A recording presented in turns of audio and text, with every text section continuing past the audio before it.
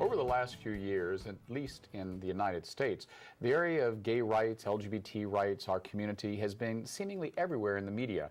But often the focus of that media is on the quote-unquote Anglo-gay experience. But there's a whole other world of being a member of the LGBT community. Our next guest was born in Taiwan and in part is going to talk to us about what it was like coming out Chinese. Koko Lin, welcome. Hi, David. It's nice to be here. Thank you. So I have worked a lot with Chinese clients and colleagues over the last few years in San Francisco, and I've heard, and you tell me if it's true, that, boy, if you think it's hard coming out as a non-Chinese person, coming out in an Asian family context is really tough. What was that like? And do you think that's true? It is pretty true, particularly for API and Asian persons. It's actually harder when it's to come out to your family. For us, religion is not the key issues. And most of the time, the hardest part is to get over the fear of coming out and being rejected by your own family. And so for me, I mean, it took a long time when I have 5 brothers and sisters, and to come out to my parents and grandparents, it took years because I come out to one at a time. That was my plan, and it worked out pretty well. Yeah. So talk to us a little bit about your family history. You were born in Taiwan, in Taipei or outside of the city? In Taipei, yeah. And both your parents Chinese? That's right. And so did they, were they born in Taiwan or did they come over at the time of the separation? They were all born in Taiwan, and so my grandparents too. In fact, they were there when Japanese were occupying Taipei and Taiwan, so they in fact were educated in Japanese culture in school. And so, but the hardest part for me is to be able to find somewhere in some group that I feel like I fit in. And back then I remember I knew about my identity when I was about 5 or 6. I remember that I had all this crush on little girls, you know, who were sitting next to me in the same classroom.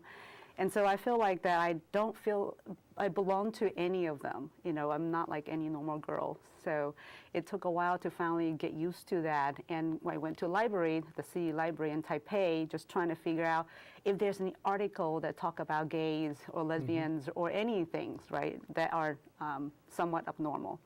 And finally, I found some articles, and I started to get to know that overseas there are people who are kind of just like me. And I had been wanted to come over, and which we finally did. I think the family actually decided to migrate for educations, and I came and realized that I should come to San Francisco. And I applied for Berkeley, I got in. Right. So now tell me about the experience of you coming over with your family. So you didn't come over just to go to college on your own. You came with the whole family unit. Right. Which is how many again? I have 5 brothers and sisters. Right. Yeah. And your parents?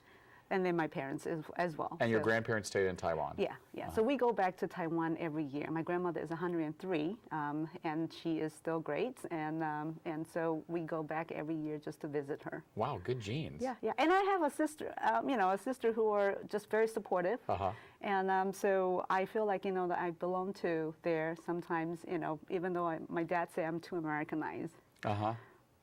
Now, born in Taiwan, but coming out in San Francisco. Yeah. Now, you said for you it was a progressive experience. You came out to each family member individually. That's right. Who did you start with, the grandparents or the brothers and that sisters? That sister that I talked about. I came out to them. I usually call them 3 months ahead and say, hey, I have something I need to talk to you on so-and-so day, March 5th, for example. And then they will be contemplating on what should be what the conversation about. And slowly they'll come up with all kinds of ideas that could be happening to me. One of my sisters actually said that she thought that I might kill somebody, you know, or something that had horrible happened to me, which I couldn't say at all to them.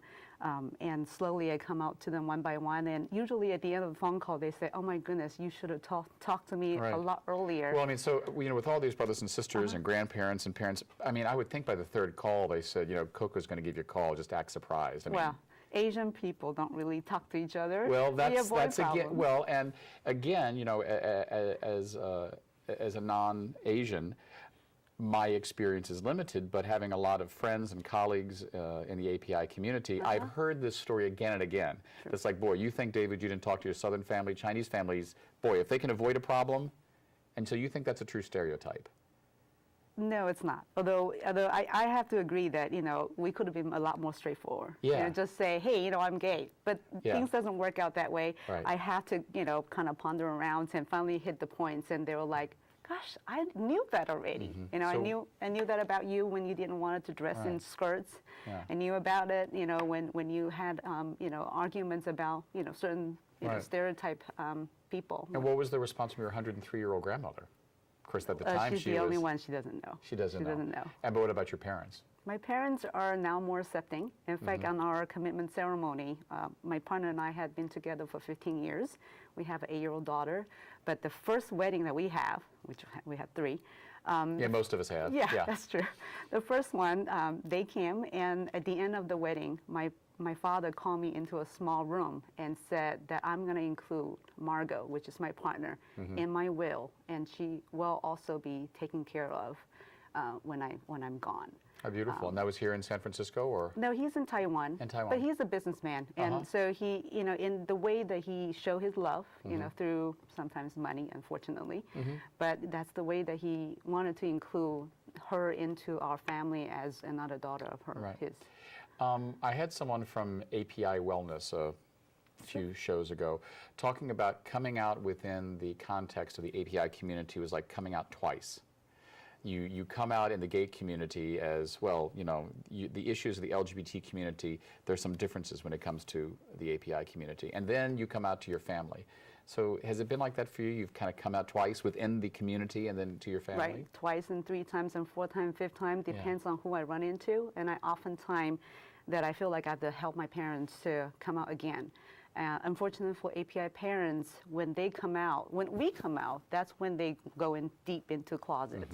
And they oftentimes need time to figure out what to do and how to best tell other people or, you know, their friends and people at church about us. And so oftentimes I need to make sure that I feed them the informations because after all, you know, knowledge is power, and to a point that they get to know more and more people who are ordinary people who own houses here, who raise children, who help out in school, who volunteer for the societies, for any organizations, are normal people just like us. Right. So I keep on telling them more and more about it, and they are amazed by a lot of people that I run into, and they're like, "What? They're gay too?"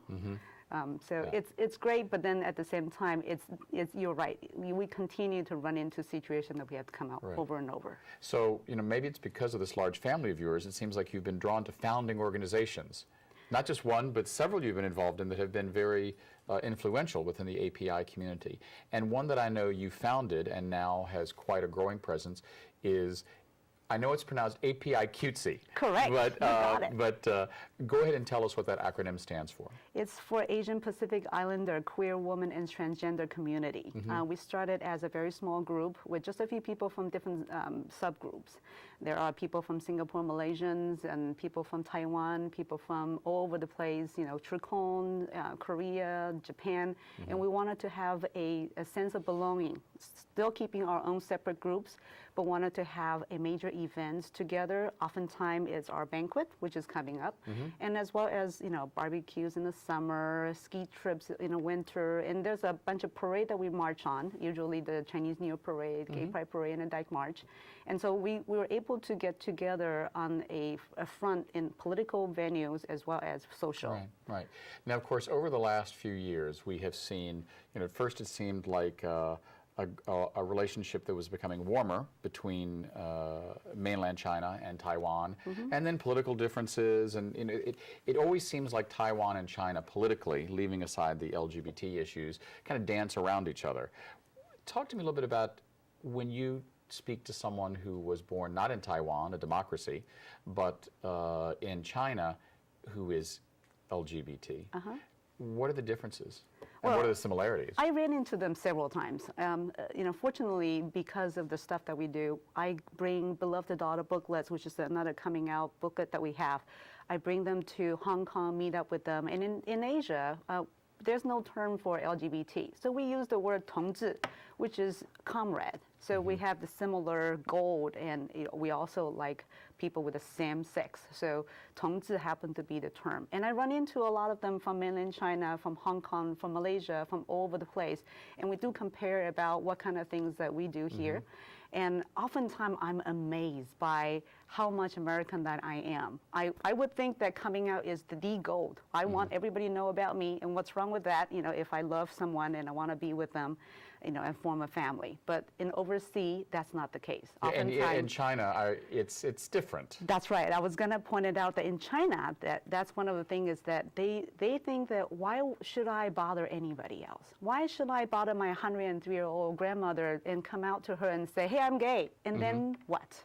And so in a sense, you're still influenced by that. That's right. That's right. So unfortunately, this is one of the things I have the asset as well as the baggage coming from Asian culture. I remember when my husband and I were making our first trip to China, Alfredo asked his Chinese tutor, he said, so what do I call David when we're over there? Right. She said, oh, David. He said, no, I mean, how do I describe our relationship? And she said, you just don't. That's true. And then we pushed, and she said, no, there really is no word for it. Correct.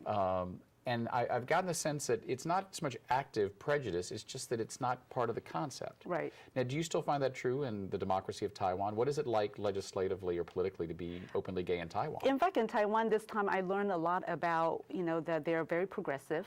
They have been trying to put together bills and legislative, some kind of action going on in planning having same-sex marriage. In fact, there were some not official same-sex marriage that had happened already in Taiwan, and a few actually in fact in China, and all they did is actually make it in front of the media, but none of them is actually recognized politically. Right. However, it's all in progress. I'm hoping that this time in Taiwan things is going to happen. There are more and more political figures are actually supporting them, not even in front of the media, but actually back end they were endorsing certain bills or certain things. In our last few moments, talk to me about what you see for APIQWTC over the next year. I mean, this has been a big year for gay rights. Same-sex marriage, much to my surprise and delight, has been talked about in a way that I would not have thought possible when I met my husband even 15 years ago. How does what is going on macrocosmically affect the work of APIQWTC? APIQWTC has been evolved from Asian Pacific Sister and APLBN. And these two entities usually were a lot more political compared to APIQWTC, where APIQWTC compared to the other two are mostly focusing on social settings. However, we were part of the marriage equalities and also endorsing and being on the heart of Chinatowns, or as well in the Sunset Richmond district, just to be protesting against some of the churches from other Asian community. Right. However, we also like my father-in-law actually were on one of the ads, actually were all over the place in Chinatown saying that he and his wife could be married for 50 years and be proud of it. And why couldn't his daughter to be the same way? Well, so, thank you for being on the show talking about that. I would like to talk more about APIQWTC, and let's see where we go in June and then have you back and see how that's impacted your community. Sounds great. Thank you, David. Thank you. I should say sheshe. Yeah, well, great. Thanks for having me. We've been speaking with Koko Lin about the experience of being Chinese and gay. Next up, we meet one of the Bay Area's most beloved performers. We'll be right back.